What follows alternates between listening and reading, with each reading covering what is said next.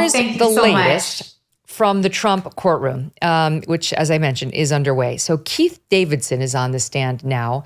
And Keith Davidson was Stormy Daniels' lawyer right before Michael Avenatti. She did not have good luck with lawyers. So Keith Davidson is up there to help establish the alleged scheme that, they all cut to, there he is, to make these payments in order to advance Trump's electoral chances.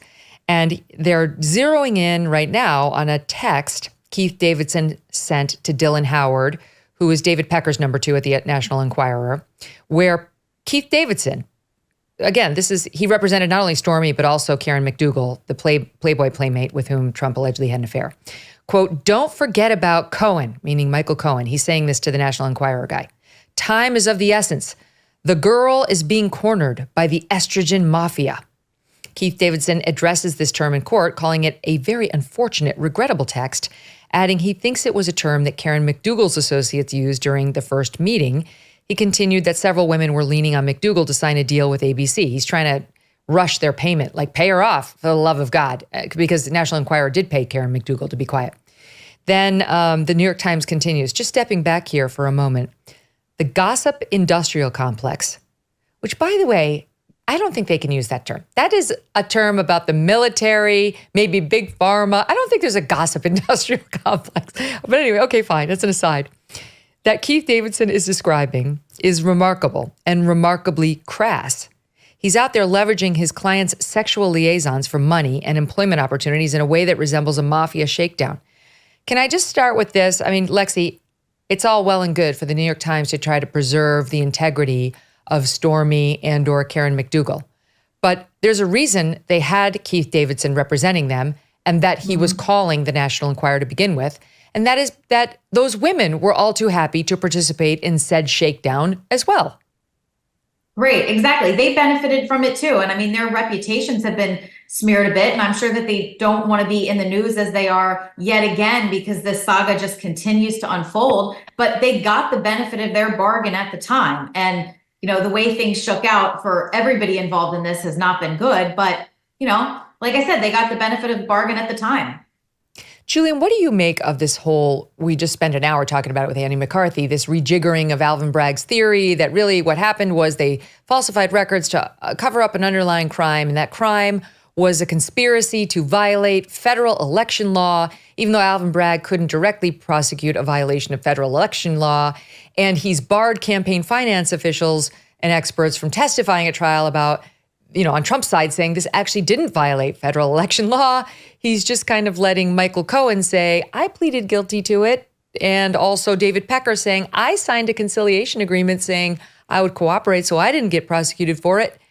And so he's basically supporting the notion that there was such a violation and just asking the jury to say, do you believe somehow there was a violation? Well, Megyn, I think this is sort of like Joseph Stalin. You show me the man, I will show you the crime. This is a case that would never have been brought if the defendant's last name was anything other than Trump. The Edwards case was an outlier. The Justice Department got creamed on it. The Michael Cohen case, as Andy was saying, the Southern District of New York got him to plead to an election reporting violation only because they had much stronger tax cases they could have brought, and they wanted a precedent because they had no precedent. And that's the point. There is no crime here. Non-disclosure agreements are not a crime, nor are they reportable under the federal election laws. There is no precedent for this case. The idea of bootstrapping a misdemeanor charge on bookkeeping that expired probably in 2019 as a 2-year statute of limitations to a federal election law requirement, essentially a reporting requirement, is just wrong on so many levels that it will likely be overturned. Let me ask you a follow-up on that, Julian, because I think if memory serves, you helped Clinton during the whole impeachment scandal that he faced. And Rich Lowry, again, back to National Review, has a great piece today posted on how, didn't Clinton do this too? I mean, it's been a while, but he had a bunch of women coming forward who they then paid off to not come forward or to not speak to the media at least, so that he could get elected. Yeah, well, so he was never charged, obviously, with anything like that, but there are plenty of precedent for politicians paying or going to all kinds of extents to keep bad stories out. Look what the Biden campaign did in 2020 with the Hunter laptop. They used extraordinary pressure to get the national security establishment to say it was a Russian plant. So, Andy explained quite well why this is not a reporting, a federal election violation under the reporting requirements. You cite Brad Smith. Brad Smith wrote a very important op-ed in the Wall Street Journal in 2018, explaining why hush money is not a reportable expenditure under federal campaign laws and why somebody couldn't be charged with that. And under the law, there's an intent requirement. So Trump would have had to have intended to violate the reporting requirements. So nobody has sort of asked the basic question: if the chief law enforcement officer of the Federal Election Commission is saying that non-disclosure agreements are not reportable, how can you possibly say that Trump intended to violate a law that federal election enforcement officials are saying is not a violation? Okay, so let me take that on. Let me take that on, because he says, I pulled the Judge Merchan decision denying Brad Smith's testimony. And there's a line in there where he says, he's rejecting him as a witness. And he says, Smith was previously precluded from testifying about similar matters in the Southern District of New York by Judge Kaplan. Judge Kaplan reasoned that Smith's testimony was, as it is here, improper because it sought to instruct the jury on matters of law. Further, the testimony defendant, meaning Trump, seeks to elicit from Smith here was also rejected in U.S. versus Suarez, a federal case. He writes, in Suarez, the court ruled that Smith's proposed testimony was not relevant. The court agreed with the government that, quote, whether the laws are commonly misunderstood does not weigh on whether defendants in this case intended to violate campaign finance laws. And he says the same holds true here. He seems to be saying that whether Trump knew this was going to be a violation or wrongly thought it wasn't a violation is irrelevant to him, and therefore Brad Smith doesn't get to tell us this isn't a violation. He seems to be boiling it down to if Trump thought he was committing a crime or didn't think he was violating a crime, like committing a crime, that's all I care about, not whether in fact the payments were criminal. Well, that goes to, in the law, as you know, Megyn, whether it's a specific intent or a general intent standard. And the rules under FEC are not that clear. So I think that is a very narrow reading on the part of the judge. But it does go to the fact as to whether this case should be brought at all. This is a case, again, this is an indictment in search of a crime.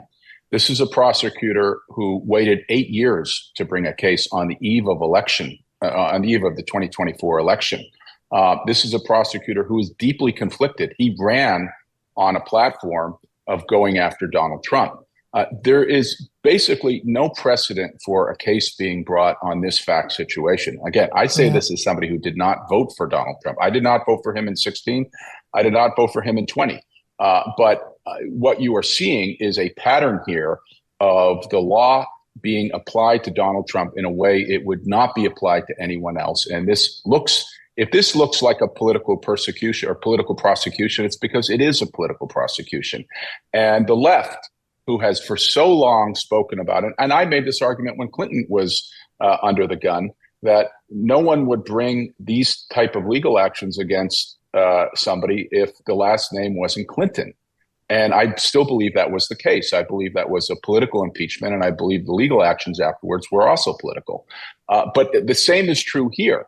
And you could look at also the New York the fraud case that was brought by Letitia James, also a deeply conflicted prosecutor. All right, let me jump in on this because Lexi, here's the thing about Clinton, because you look at this National Review piece and it reminds us of Bill Clinton. And I lived through this. I was a young woman at the time, but they were coming out of the woodwork, these women, when he was running for president in 1992. It truly was like, oh, there's another one. Oh my God, another one.